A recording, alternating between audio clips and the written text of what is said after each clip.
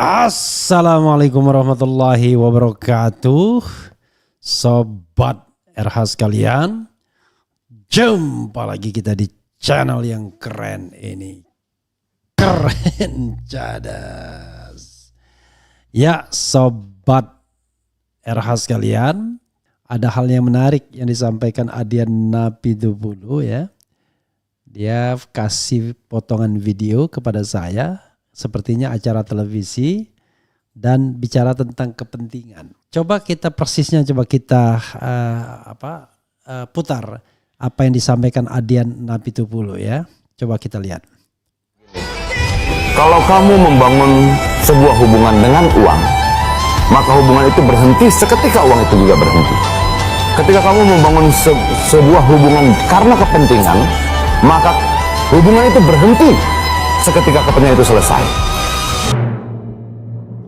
Ya, sobat sekalian, kepentingan Prabowo pada Jokowi akan berakhir pada tanggal 20 Oktober 2024 dan kepentingan Prabowo kepada DPR akan dimulai pada tanggal 20 Oktober 2024 itu pula.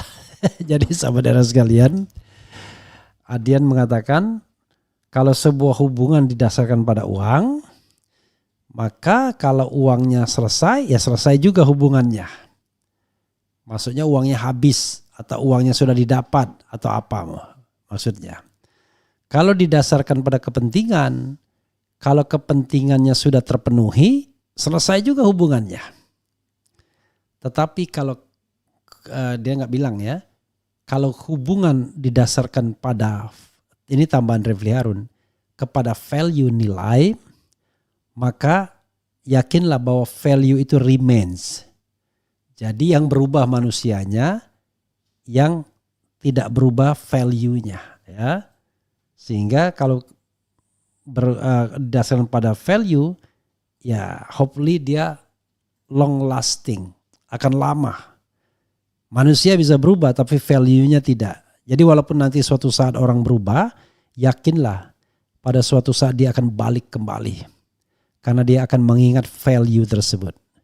Begitu ya sobat era sekalian. Jadi sepertinya penting kita mengetahui hal ini. Nah, menarik apa yang disampaikan oleh Adian Napitupulu soal hubungan Prabowo dan Jokowi. Hubungan Prabowo dan Jokowi didasarkan pada apa? Pada kepentingan, bukan pada value. Bukan pada value untuk mendorong dan menegakkan demokrasi. Terutama demokrasi pemilihan election, no. Tapi pada kepentingan masing-masing. Kepentingan Prabowo pada Jokowi adalah pertama at the first place adalah memenangkan pertarungan. Sebagai 02 menang dengan 01 dan 03. Dan kepentingan itu sudah tercapai. Masih adakah kepentingan lain? Kita akan lihat ya. Tentu masih ada.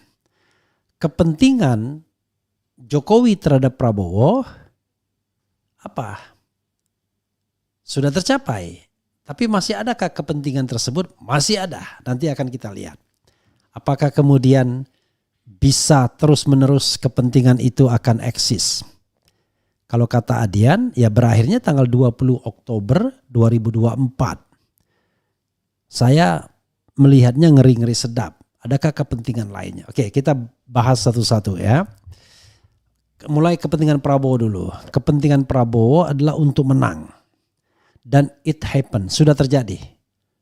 Dia sudah dinyatakan menang oleh KPU pada tanggal 20 Maret. Dan permohonan atau gugatan baik dari kubu 01 maupun 03 sudah pula ditolak oleh Mahkamah Konstitusi pada tanggal 20 April.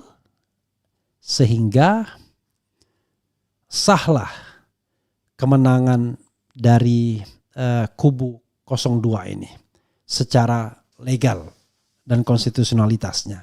Secara substantifnya mungkin masih bermasalah, tapi paling tidak secara legal konstitusional sudah selesai.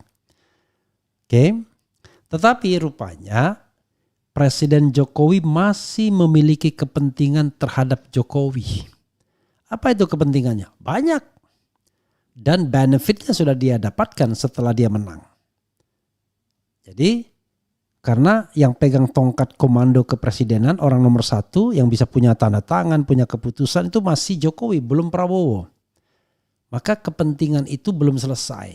Misal Prabowo mendapatkan gelar jenderal. Itu sebuah hal yang barangkali tidak dia pikirkan, tapi kemudian termasuk kepentingan yang dia harapkan dari Presiden Jokowi. Oke. Ternyata ada yang lebih penting lagi, yaitu bagaimana memasukkan program-program Jokowi di dalam APBN. Karena kita tahu APBN itu akan disusun per Agustus nanti untuk APBN 2025. Nanti akan dimulai dengan penyampaian nota keuangan negara 2025, dan disitulah sebenarnya mulai dari sekarang Prabowo berkepentingan terhadap Jokowi untuk memasukkan item-item program dia. Jadi sekarang ini sudah mix up. Tidak jelas lagi siapa yang berkuasa, ya. Separuh Jokowi, separuh Prabowo dalam hal keuangan negara. Fortunately, mereka punya kepentingan yang sama. Nanti kita lihat kepentingan Jokowi, sehingga Jokowi mau mengakomodasi kepentingan Prabowo dalam hal penetapan atau penentuan RAPBN, Rancangan Anggaran Pendapatan dan Belanja Negara untuk tahun anggaran 2025, di mana Prabowo akan mulai berkuasa per 20 Oktober 2024. Disitulah kemudian Prabowo menitipkan soal makan siang dan lain sebagainya. Ternyata ada lagi kepentingan Prabowo terhadap Jokowi di akhir masa jabatannya. Apa itu? Yang kita bisa nilai secara post factum, memasukkan orang-orangnya ke dalam BUMN. Dan yang paling bisa dimasukkan adalah jabatan-jabatan komisaris. Ingat pada waktu itu tim-tim sukses itu bahkan sudah masuk ketika Prabowo sudah dinyatakan sebagai pemenang. Lalu setelah Prabowo dinyatakan pemenang secara resmi oleh Mahkamah Konstitusi putusannya, dan kemudian keputusan KPU tanggal 24 April, rombongan Gerindra mulai merangsek ke BUMN.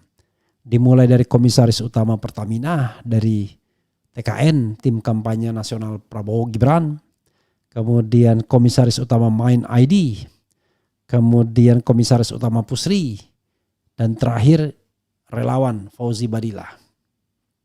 Udah masuk di Pos Indonesia. Nah, ini menunjukkan bahwa ada kepentingan Prabowo terhadap Jokowi yang belum selesai.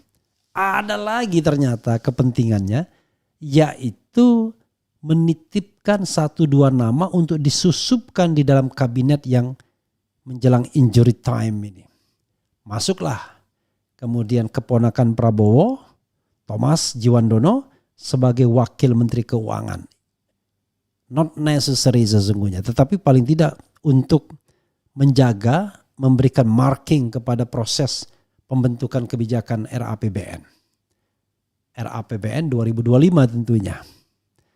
Masuk juga mantan ajudan atau orang dekat Prabowo, Ketua Gerindra Jawa Tengah, Sudaryono sebagai Mentan, Menteri Pertanian, yang kita tahu ini adalah concern Prabowo juga. Pertanian dan keuangan tentu saja sebagai backbone bernegara. 2 kepentingan ini masuk juga. Jadi banyak kepentingan Prabowo terhadap Jokowi yang memegang tongkat komando dan tanda tangan kepresidenan. Lalu Jokowi, apa kepentingannya? Kepentingan Jokowi adalah aman setelah step down, tidak diproses. Maka kepentingan Jokowi yang mau dimasukkan salah satunya yang juga bertemu dengan kepentingan Prabowo dan unfortunately partai-partai lain, misalnya adalah membentuk lembaga semacam Dewan Pertimbangan Agung dengan posisi yang sederajat dengan presiden.